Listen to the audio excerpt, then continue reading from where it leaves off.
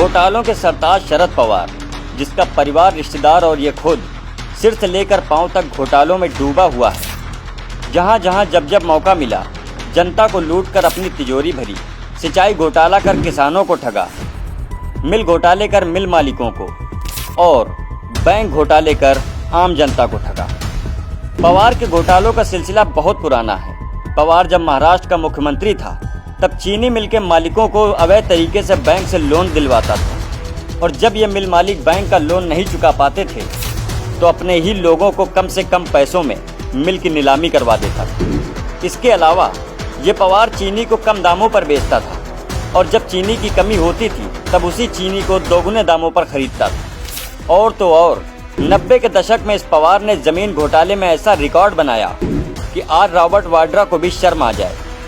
हद तो तब हो गई जब इस महान आत्मा ने रक्षा मंत्री रहते आर्मी कंटेनमेंट जोन को भी बेचने की कोशिश की, लेकिन आर्मी ने पवार की सारी उम्मीदों पर पानी फेर दिया और जमीन को बिकने नहीं दिया। 1999 से 2009 में जब कांग्रेस और एनसीपी सत्ता में थी, तब अजीत पवार जल संसाधन विकास विभाग भी संभाल रहे थे।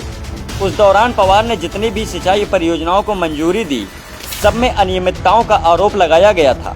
इसके बावजूद पवार एक नॉन स्टिक पैन की तरह है, साफ सुथरे हैं, जिस पर कोई सबूत नहीं चिपकता। और अगर कोई अधिकारी पवार के खिलाफ कार्रवाई करने की जरूरत भी करता था तो पवार उसे जड़ से ही मिटा देता था।